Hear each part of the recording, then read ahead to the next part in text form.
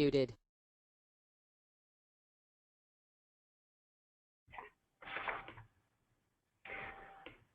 Hi, everybody, and welcome to today's webinar, The Secret Sauce to Tackling Checkout Abandonment and Frictionless Fraud Detection. My name is Kim Rao from BlueSnap, and I will be your moderator today.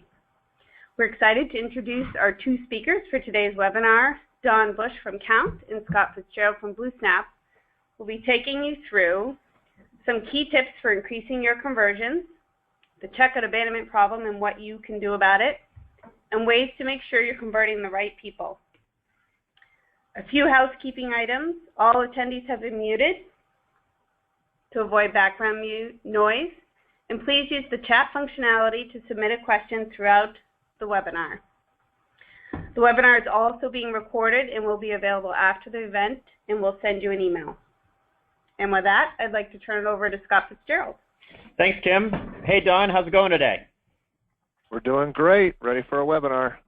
Rocket. All right. So, hi, everybody. Thanks for taking some time. Hopefully, you've got a sandwich or lunch. So let's talk about conversions, Don. And, you know, this is really, we at BlueSnap wake up every day trying to figure out how we can convert more shoppers to buyers. We live by that. And I think today we've got the two sides of the story. We're going to bring them together for our merchant customers.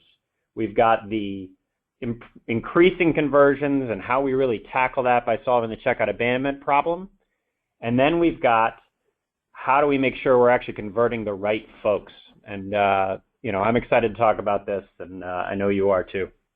Well, it's where the rubber meets the road. I mean, you can do all the fancy stuff you want, but until that converts to a sale, it really doesn't mean a whole lot. So let's, I'm going to dive in, and I'm going to start, Don, by talking about our perspective on really where there are some risks in the buying process and how we as BlueSnap are working really hard, and, you know, we partner with you on the fraud side, but how we're working really hard to solve this checkout abandonment problem. And I really want to hone in there.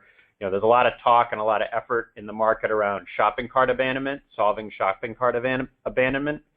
And that's things like, you know, we've got someone who shopped our site, maybe they loaded a cart and they left because they decided not to buy. What I'm really now focused on is someone's made a decision to buy, and yet they're choosing to walk away. And so I'm going to hone in on that, and then I know you're going to come back and talk to us a little bit about how we can make sure all this effort around conversion that we're converting the right folks. So let me start with a little bit of work we've done here, which is, you know, checkout abandonment is a problem that we're really working hard to define better. And we've actually partnered with the folks over at payments.com. They do a pretty extensive study looking at sites that make up around 70% of U.S. e-commerce. And what this index that we've designed does is it gives you a way to really understand and compare, you know, first of all, identify what are the risks causing checkout abandonment. And then second of all, give you a way as a merchant to really understand, well, am I best in class? Where should I improve? If I make improvements, what kind of improvement can I expect on my bottom line? Because as you put it, the rubber meets the road there, and we want to make sure we're making the investments towards areas that are going to deliver the biggest bang for the buck. So I'm going to spend the next few slides kind of defining what this study has told us in terms of, you know, what are the checkout abandonment problems, and then what can you do about it, maybe more importantly. So at a simple view, there's sort of three major things that cause checkout abandonment. And again, picture that shopper who they've hit your page, they've made a choice, they want your product, they're ready to buy, and now we're going to lose them. Greatest sin of all, right? So what are three big categories of things? And it's friction, which is you're just making it too hard to check out. Confidence, meaning there's something about the way your checkout page is designed or your checkout process that is causing them to lose confidence in making that decision. Or they've actually hit the buy button and the payments fail, giving you sort of false negatives, false declines, causing you to lose sales. So I'm going to go through each of these in a little bit of detail. We have changed the names to protect the innocent, but this is let's call them a fictional merchant who offers a subscription food service, which is a great debate in my household whether or not this is a good idea. I will leave it to the listeners to guess which side of that I fall on. But this is a subscription business. Looking at ways to engage consumers and get them to buy in on a monthly subscription to a higher end, more expensive service. So if we take this lens of looking at friction first, let me give you a sample. I mean, this page probably screams friction in a lot of ways. You've got issues around potentially currency not being in my local currency, not being in my local language, that I've only got a couple of ways to pay, or we're on cards, or there's too many fields. But in general, there's several different elements that can cause friction. But in general, you want to make it appealing and easy for that consumer to check out. And so this is sort of a before click. If I click forward, you can see sort of an after of, okay, how can I simplify this experience? How can I get to the transaction being completed quickly and then potentially capture other information after the fact so that I'm not putting up barriers that are preventing my shopper from converting and becoming an actual buyer. And importantly, on the next... Yeah, go ahead, Don. I didn't mean to cut you off there, but one of the other important things here is it doesn't take a lot of money or effort to make that change. You're not spending new thousands on new campaigns and marketing. This is just a change to make it more attractive, efficient, and welcoming. Yeah, and you know what, your point there is good, and there's a couple things, and I'll jump ahead to one of my conclusions here. I will tell you that to think that you get to set and forget on this, unfortunately, is not the case. It's a constant improvement exercise, right? There's constantly things changing in the way consumers want to shop, the information they want to share, the best practices, and so this is both you got to think about ways to simplify your buying process, and then you need to consistently keep up with it, just like you would with your product, just like you would with any other element of your e-commerce site. You got to keep up with understanding checkout. And actually, this next slide drives that point home. It's the way shoppers are buying is changing, and what used to be a credit card only kind of environment is starting to shift, and you see wallets popping up and new payment types popping up, and there's different payment types that are predominant in different regions, and you really need to be on top of that and think about, well, which ways do I want my shopper to be able to buy? So those are some big things to think about on the friction side. And just to give some stats to it, Don, shopping cart abandonment can be a big deal. If you are not displaying the cost in local currency, you can lose as many as 10% of your shoppers right there. And just that small change can have a big impact on whether or not your conversions are good. And you can't forget the alternative payment types. On the last slide, I talked about the wallets, and those are certainly coming fast and furiously, but there's already PayPal in the US expected by 15% of shoppers. And that doesn't mean all 15 of those percent of shoppers are going to leave, but they'd be happier to buy with PayPal, and some of them will leave if you don't offer it. And certainly in places like China, where Alipay is predominant, you need to be able to offer those payment types as you go global. So, all right, that's a little overview on friction. Let's talk about confidence. This is a little bit more of a sublime art, in my opinion, but it is an important one nonetheless. If you don't have the right security logos, if you don't offer ways for folks to get the help they need at checkout, whether that's with actual live help or easy to follow FAQs, depending on your business, and you don't give folks the way to easily input their coupon, you can really lose them at checkout. And again, on the next slide, you can see subtle changes that are really important. Putting the right trusted security logos. There are brands who have spent millions of dollars creating this image of security. Leverage it. You're probably using their software anyways. Leverage it on your site, and be sure that you give folks, if you do offer coupons, they've got to be able to access them. Otherwise, they'll abandon. And just to put a point on what some of these things can add up to, if there are not coupons available in it's not obvious where to input them. Up to 30% of consumers will abandon if they were expecting to use a coupon. So that's a really big impact. And so you got to think that through thoroughly. And another element that's really important, especially at a checkout page, this is where you're asking someone to part with their money. They want to know what all the terms and conditions are. And if you're not presenting those terms and conditions and everything about the sale in their local language, as many as 20% of the shoppers will leave. And again, this data is all from that study we've done with payments.com, but it really drives home the complexity of selling globally, but also the importance of really thinking through checkout. So let me keep going here, Don, and get to my favorite part to solve, which is payments. And this is one a lot of folks don't always know about or understand, but there are a bunch of elements after your customer has clicked the buy button. They've gone through the whole process. They've put in their data. They've given you their card information. They've hit pay, and something fails in the transaction path. And whether it's things like there's a mismatch in the currency that the card was issued in and the currency you're charging, or there's something in the acquiring bank or the issuing bank's fraud relationship that's causing problems, or just simple things like you don't have the ability to do a retry if the transaction fails for any number of reasons. Scott, yeah. When you look at this, I think one of the things that always comes to mind for me is I'm a consumer.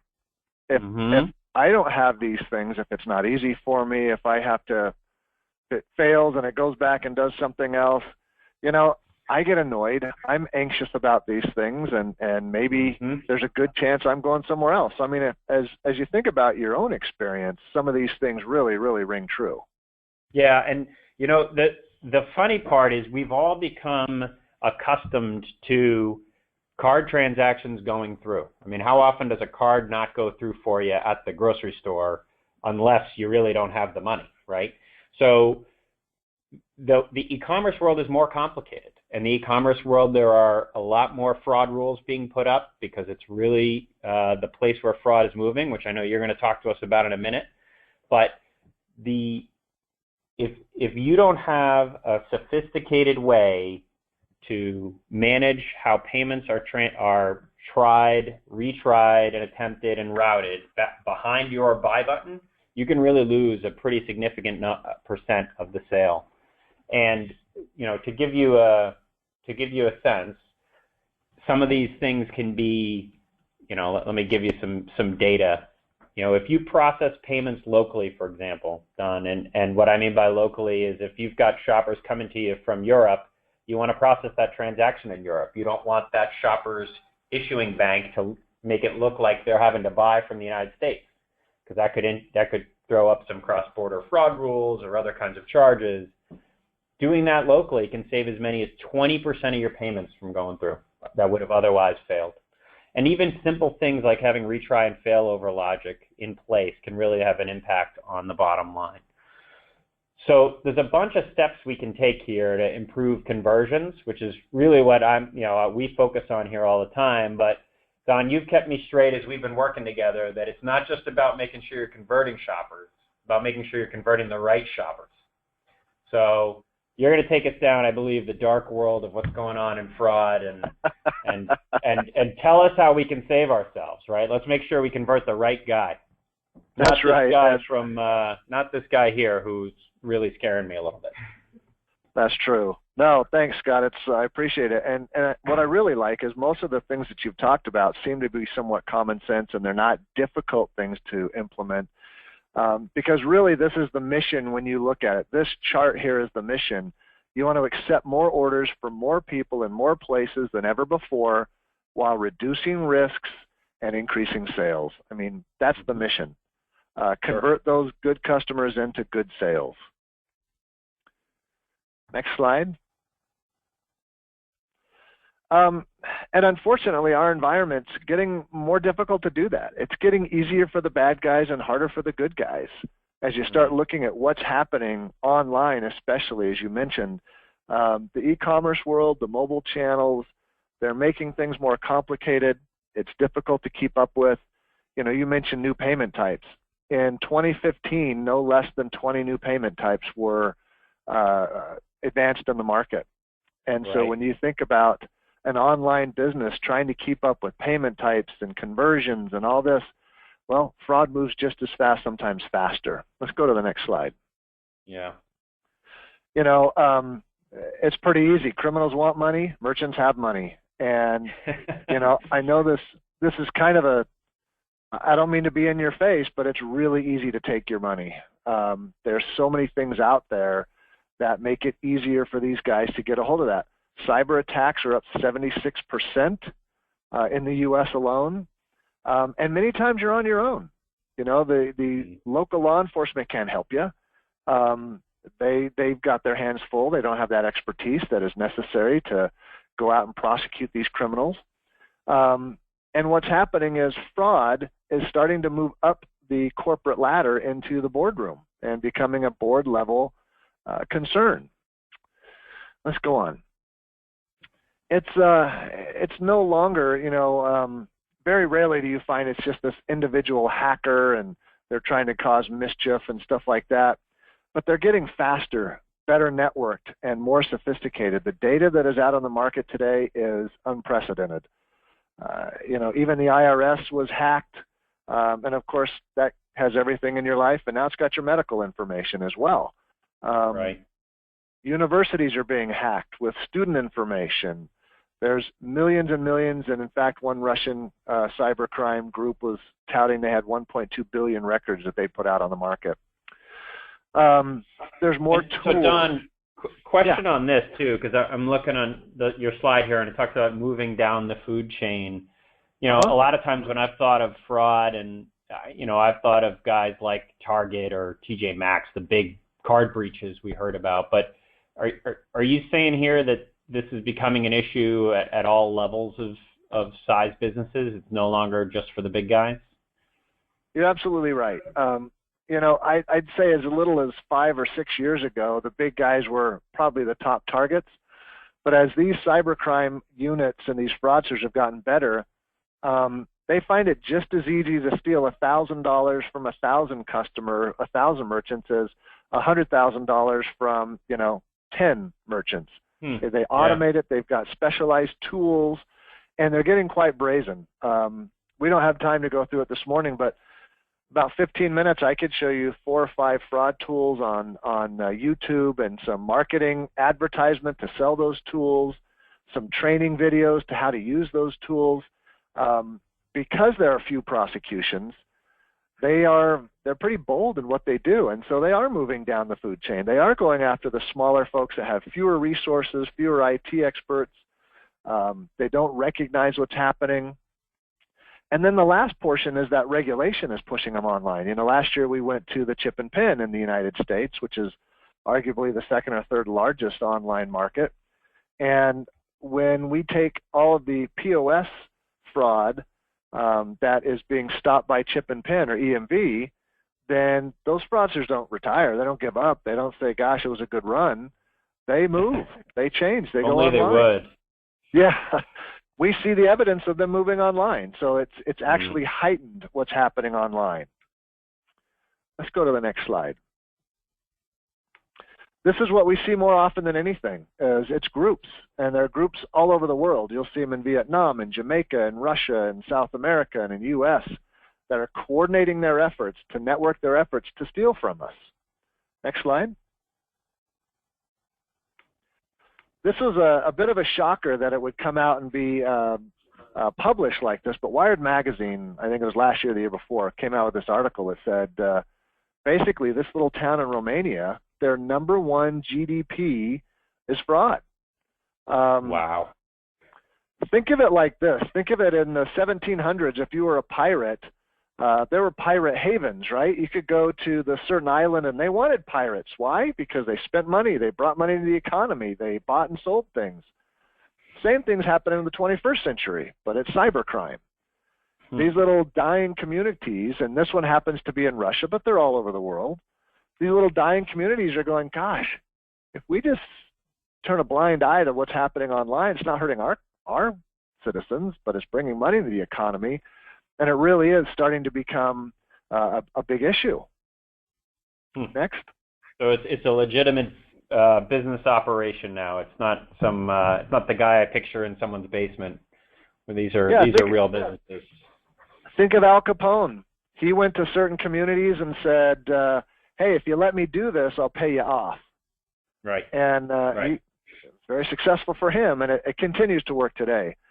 And there's lots of ways to take your money. This is a list of some of the fraud schemes that we see that happen all the time, and new schemes come on the site or on the online every day, and we see these things happening, and there's a lot out there that's really starting to affect us. Next.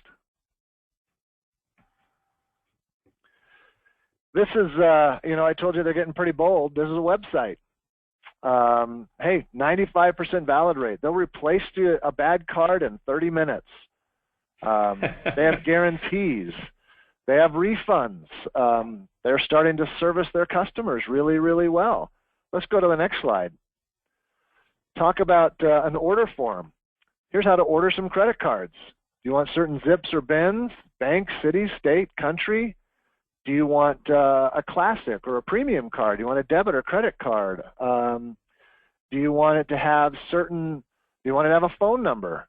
Do you want to know the CVV? All these things are on this order form, and this is for fraudsters. There's John, a price. I'm not going to sleep at night, I have a feeling, but let's keep going, Well, they haven't made it very easy, so there might be some abandonment problems there. But right. We at Kount run, last year we did 48 events around the world. We have our Fraud 360 series that we're working on with BlueSnap here in the U.S. We'll be in 5 different cities. And this is the #1 comment I hear from merchants and online businesses is, I don't have a fraud problem. Interesting. And the thing is, it may or may not be true. But the problem is, what you can't see can hurt you. And oftentimes, folks don't see the symptoms of fraud as actual fraud. And so I want to go through a few of those and just give an idea of what may be happening that people don't equate with fraud. Let's go on to the next slide. Chargebacks are obviously the #1 indicator of fraud. It's not the only one, but it's a very, very big one. They cause lost revenue, lost product, lost shipping cost. You lose time when you have to go to manually reviewing orders if that's what you want to do. Sometimes you can lose a merchant account. Last year we worked with all the card brands, and one of them, in a conversation I was having, said, of course we'll never publish this, and I won't tell you who it is, but they actually removed the opportunity for over 10,000 businesses to accept their brand of credit card because they couldn't get their fraud under control. Wow. So I know credit cards isn't everything, but it's a large portion of payment types in North America and Europe and several other regions around the world. If you can't take a credit card, a big portion of your business is gonna suffer. Yeah, I mean, back to, at the risk of me going back to my part of the talk, if you can't have the right payment type consumers want to use, then you're going to lose sales. There's no two ways around it. Sure. You're right. Absolutely right. Let's go on to the next slide. What I wanted to do is throw some numbers out there, and I know I'm a marketing guy, this is math, so forgive any mistakes that you've got in here, but I'm sure you'll get it darn straight. That's right. Let's take a shirt merchant online, and their average card is $30. Their gross margin's 30%, so they make about $9 a sale.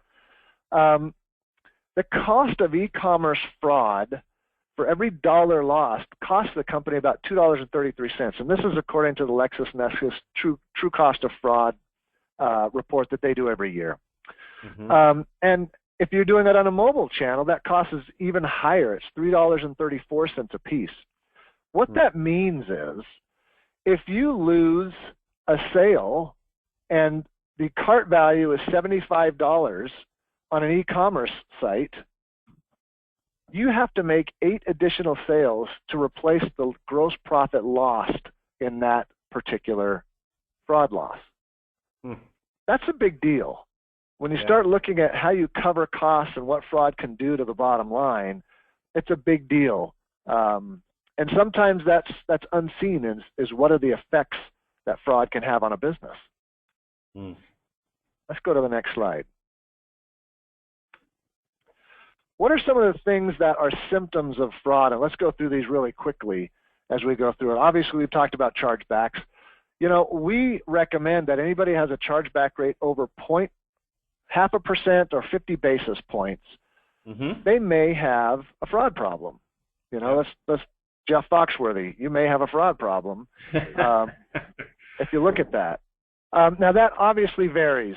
If you're a digital goods merchant, you may be a little bit more risk tolerant. If you're selling, jewelry, you may be a lot more risk averse. So that will vary a little bit. But look at it as a symptom.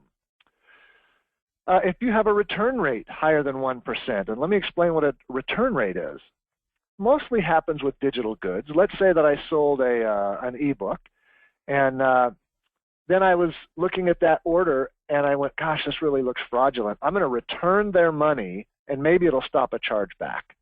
And that happens pretty regularly.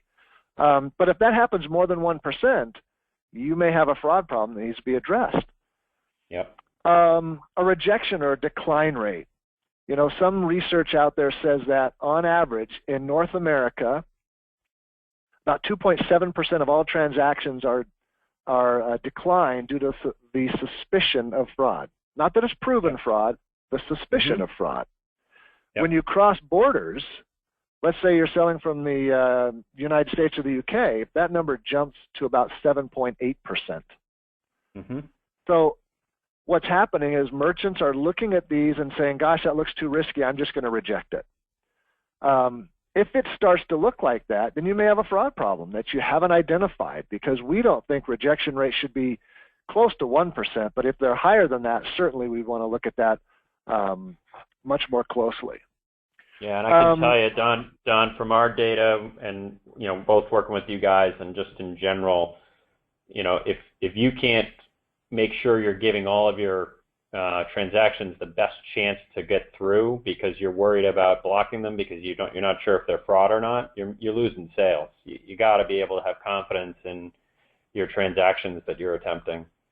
So without a doubt.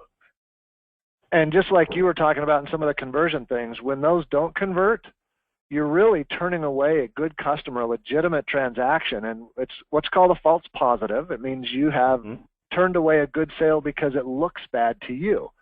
And those false positive rates, you spend all this money getting people to your site, you spend all this money making the site look great, getting them to the checkout page, and then you decline the transaction. That's a tough one. That's and that rejection rate, like I said, we don't think it should be near 1%, but if it's 1% or over, you certainly want to look at that. Yeah. Here's what people start to do. They start to say, well, I'm going to turn off my affiliate marketing because, it's too risky. Well, that's, when you start turning off sales channels, that's not good for growth. It's not good for sales. Other things folks will do is turn off IP addresses. They'll say, gosh, Nigeria is just too fraudulent for me. I'm not going to do business over there. Well, even if fraud out of Nigeria is 50%, that means 50% is still good. And if you can't determine which is which, that is a big problem, because turning off regions of the country or countries or things like that, you're turning off opportunities for sales. Some people will create multiple merchant accounts to try and hide what's happening. Of course, that's against all the policies and rules, but some folks try and do that. It's awfully expensive to try to do it that way, too. It is, and it's a little dangerous. We see folks say, oh, I've got a fraud screening, and, I check the CVV code, and I check AVS, and that might have been okay 10 years ago. But just as you saw in that credit card ordering form, I can order credit cards with those. Right. We ran a report last year. We took a sample of about 100 million transactions that were fraudulent. 98.7% of all those transactions had an accurate CVV and an accurate AVS. So if that fraud screening method, it doesn't stop fraud. Right. That's one of those things. Startling, because I know from talking to merchants that they feel like that's a pretty good protection. It's amazing to hear that it's almost meaningless in what you're describing in terms of the data you see. You bet. I wouldn't do away with it. I'd leave it in there as part of the checkout, because I do think it offers that confidence that you talked about. People like to see that because it gives them confidence in ordering. But if you're using it as a fraud screen, it is almost useless. And then, the last one, we all kind of laugh at, hey, I'm going to cross my fingers and hope fraud doesn't come to me. Well, if you're selling something of value online, fraud's going to come find you because it's valuable to you, it's valuable to fraudsters. They have the same value. They want to take things and turn them into cash as fast as they can, and that creates problems. Okay, let's go to the next slide. You know, this is what Gartner, Aviva Latan, who's their VP, their distinguished analyst, fighting these types of frauds requires a layered fraud approach. You know, the more gates or more hurdles we can put in the way, we're more likely to catch bad actors before it's too late. And that's what we want people to do. Put a number of things in place to try and catch them as you go. Next slide. Fraudsters look for a weakness in the system. Where can they sneak in? You know, that multi-layer approach sends fraudsters elsewhere. And I hate to say that because it sounds mean, but fraud is like a half-full balloon. You squeeze it this way and it just goes the other way. Fraudsters, if they find a merchant that they have trouble getting into, they're not going to spend time with you. There's easier targets. They'll move on. And this is, you know, this is another one of those things that I look at and say this should be standard. But many merchants don't have a really good picture or persona of what is a normal activity on their site. And they might have that gut feeling, but if you don't know what normal looks like, acts like, seems like, then you don't know what abnormal looks like. And quite honestly, some of your best customers, as we've seen across the globe, turn out to be fraudsters because their average shopping cart is high, they buy from you, and everything looks good. But if you don't know what normal looks like, you don't know what abnormal looks like. When do your customers buy? What time of day? What do they put in the shopping cart? You know, what are those normal things? Gives you an idea of what's happening. You know, and you always want to remember that speed and flexibility, as Scott mentioned earlier, if I've got people waiting for an approval, that's dangerous. We don't think we know. All these things have to be done in real time. And we talk about real time, we talk sub half a second. It's got to be done so quickly that there is absolutely no friction on the checkout so that customers don't realize what's happening even though it's protecting them. Yeah, so, and it's funny you say that. I was reacting to the multiple hurdles and my friction radar was going up. I don't want to introduce friction at checkout, you know that. So, but you're talking about hurdles that are at wire speed, so to speak. Absolutely, and they can be comprehensive, and they can go across a range of customer interactions. You know, every customer today has multiple ways of interacting with every site: their phone, their home computer, their work computer, their game player, their smart TV. You know, so we have to be able to see things across the range of interactions. You know, stopping fraud at the gate, you know, there's not a single tool out there that will do it. These multiple hurdles that we talk about. Let's just run through some of them quickly here. Device ID technology. This is, you know, Kount patented device ID back in 1998. We've been doing this for a long, long time, and it goes multiple layers into that device so that we can see, have we seen this device before? Has it been associated with fraud before? And things like that.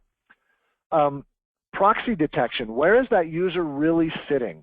It's easy to rent a proxy. It's easy to rent an IP. I can be sitting in Vietnam, but it looks like online that I'm sitting in Boise. Can I pierce that and see where that user really is? You know, email validation services. Emailage is another vendor out there. They're now, email is the driver's license of online people nowadays. You don't get to do anything without putting your email in. Is that right? Yeah, more and more. It's one of the things we try to minimize from a friction perspective too, but I know what you're saying in that once you've got it, you got to take advantage of that sort of digital ID and say, hey, is this a real one, or is this, you know, did someone create this fake email 5 minutes before they're buying this? Right. I mean, you can tell a lot of attributes from the email, and it's an important new tool. Velocity checks. How many times has this device been trying to purchase something in the last, you know, minute, hour, day, 2 weeks? Those velocities, because fraudsters don't do one purchase a day and then go away. They do multiple. What about positive and negative lists? Do you have your own that you've developed? Setting limits. One of our merchants sets a limit of higher and lower, and if it crosses those barriers, they either take it to a manual review or they do other things that trigger rules. Shipping and billing matches. I know that becomes, that's an AVS type of thing, but again, it goes along that confidence that Scott talked about earlier. Manual review, as much as we don't like it, it's still one of those processes that many, many merchants go through. Digital download goods, not as much, games or e-products, services. But when you start talking about computers or other things that are shippable, most people like that manual review process. It is expensive, it is time consuming, so be careful with it, but there are ways that you can speed that up. We talked about what is normal, what are the trends with your business. Every business and every vertical has different trends, and they need to be aware of those, because as Scott said, nothing is set and forget. You can't just say, hey, did that last year. You've got to look at those things. If anything in the account changes, you've got to do a follow-up email, follow up somehow to make sure that that was done. One of the things that's happened in the last decade that has been one of the more powerful pieces of fraud mitigation is order linking. You will see these two pieces right here. You'll see, has this person come to see us before, and did they do a good transaction with us? Go to the next slide and we'll show you what you can't see. What you can't see is all the other relationships that are associated with that purchase. This device is associated with these transactions, and this card's associated with these transactions, and these emails with these transactions, and on and on and on and on. It starts to give the merchant a picture of the relative risk of this transaction. Bad guys tend to hang with bad guys, and we can see that behind the scenes. Merchants won't see that. They just don't have the ability and the access to do that. But you've got to be able to find that service that will link that all over the world. It's very, very important. It's one of those places where fraudsters have a very difficult time hiding because they have to do business, and this is how we link them together. All right, so my straight man time, you're going to tell us the stuff we can do to solve this, right? That's right. One of the things I think is really important is you do an audit of your payment system and fraud system annually. You have to do that with your financials. Well, this is affecting your financials in a big way. What you did last year is no longer good this year. Too much has changed. As Scott said, how many payment types have been added? How many different things have changed? It's not good enough to say, oh, we did that last year. It's got to be done on an annual basis at a minimum. Determine whether you have the expertise in-house. Smaller merchants typically don't, even mid-sized merchants typically don't have that expertise in-house to say we're good. So you should seek outside help. Maybe that's, asking your BlueSnap rep. How can we set up? Are we okay with fraud? Are we done with this? That's outside help that sees things that you may not, and some of those symptoms that you may not recognize. And the last thing is you want to review services that can protect you while not slowing sales. Remember that first chart we saw? You want sales to go up while risk goes down. Yeah. Let's convert the right guys, Don. Exactly. At Kount, we look at it as a three-phase approach. One is, what is fraud detection? What does your screening look like? If you don't have good screening up front, it messes everything up in the back.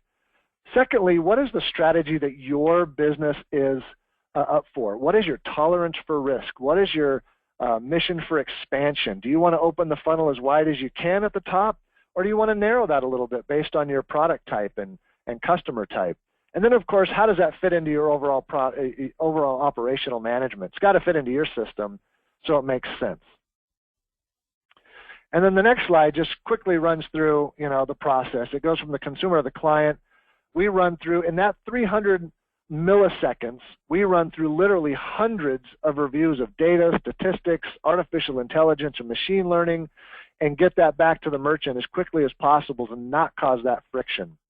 If there is an issue, it goes through several other automated routines that take that fraction of a second so that merchants aren't left hanging and consumers aren't waiting for that approval to happen. And we think that's critical to the entire process. And I can say since we've put in Kount last year, we've seen an 80% reduction in fraud for our merchants who are using the platform while increasing conversion rate. So it's really been a great way for us to get ahead while the market is seeing such a massive increase in overall fraud in e-commerce. We're seeing a massive reduction.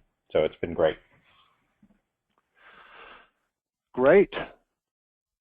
I'm open for questions. Yeah. So yeah, two things. I think Kim said she's got a few questions. She's sort of written down to me the note here sitting next to her. But a big part of this, and you had this in your slides, and I'd say the same. A lot of this starts with doing that audit or that understanding. I think we've both put tools on our site that allow a merchant to take a look, answer some questions about their current process in terms of how they're managing their checkout process or how they're managing fraud today, answer some questions and get a score that gives you a sense of where you might be able to improve. So that's what we've put on this site here as a way for you to get access to both those calculators. They're both pretty easy to use and give you some really good insights about your process.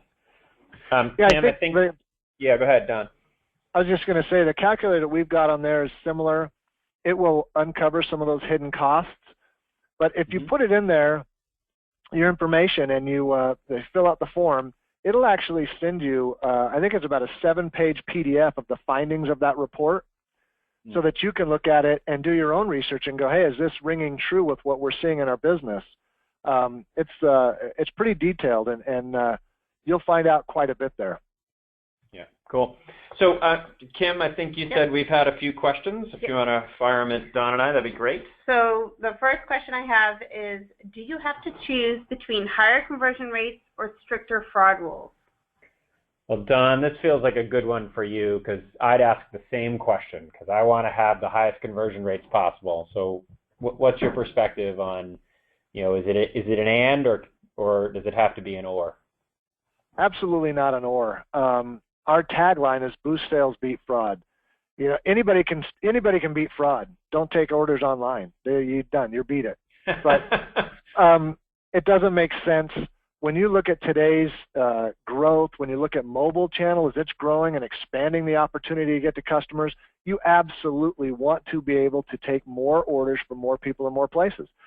And what we typically will see is folks that put our platform in place, not only do they see their fraud get reduced dramatically, as Scott was saying, but we've actually, on average, across our customer base, and that's thousands of merchants, we see about a 4% revenue increase because they're turning away fewer orders. They're declining fewer orders.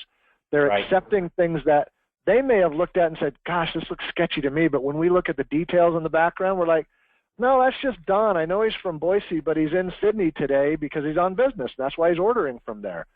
So we absolutely see an increase in sales, and it gives the merchant the opportunity, like I said, to open that funnel as wide as they want. Think about this. What would you do with your business if risk were not a factor? Would you add new products? Would you expand to new areas? Would you take new payment types? Would you, what would you do? And that's what we want people to think about. That's great. All right, so another question that came in, someone is asking about the source of the data for today's presentation. So yeah, I'll let you answer on your slides, Don, but the bulk of the data that I talked about, the percentage improvements, et cetera, really comes from this checkout conversion index, which is the study we do with payments.com.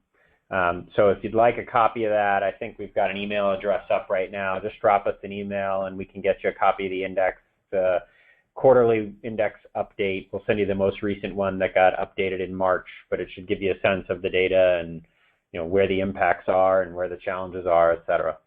And Don, I know you threw up some statistics too. You bet. We do a lot of our own internal research. In fact, we just published last Thursday the largest report on mobile payments and fraud in the industry. It's about 112 pages, so it's not a light read, but we get a lot of statistics from that. We do our own research with our own data. Some of the stuff I quoted from the LexisNexis True Cost of Fraud report they do every year, and that's a pretty in-depth research piece that they do, and we think it's very accurate. If there's any specific statistic that you saw that you want to know where that comes from, feel free to email me. It's don.bush@kount.com, or you can go to our website and you can contact me there as well. And that report is on our website as well, the Mobile Payments and Fraud report is up there too. Yeah, great. All right, so one last question before we call it a day. How does the emergence of the wallets affect both conversions and fraud? So let me give my take on this, and then Don, maybe we'll let you add into it.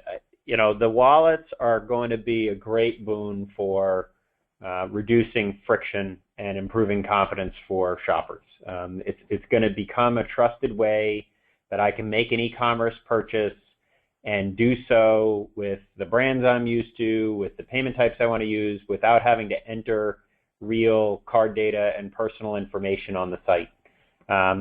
So one, we think it's going to reduce the time to check out because you're going to have less data to input because all your information will be stored in the cloud. And it's going to increase conversions because these digital wallets are really being built from the ground up. Many of them are being built with e-commerce in mind from the go. So unlike the traditional 16-digit card, which was really built thinking about a point-of-sale environment, these digital wallets many of them are being built with e-commerce at the forefront. So we think it's going to be a huge boon to conversions and reducing friction and time to check out. The key is keeping an eye on, are you in a position to add these wallets as they become popular? Are you in the position to add the right wallet for the right location and for the right industry? Because there is going to be many of them. There isn't going to be one wallet to rule them all. And Don, what's your thought on the fraud angle as you look at the wallets? Yeah, let me just start off by, hey, if we don't get to your question, go ahead and type it in the chat or type it in here. We'll follow up with an email. I know we don't have a lot of time to get to questions, but we'll certainly answer them. When you start looking at wallets, the financial industry moves really, really slowly. I make a joke that last week I was in the shopping line and somebody pulled out a check and I went, my gosh, when was the last time I saw somebody write a check? But they're still out there. But with the move of the millennials and everything being mobile, they are demanding that. And so we're seeing more and more and more of that happen.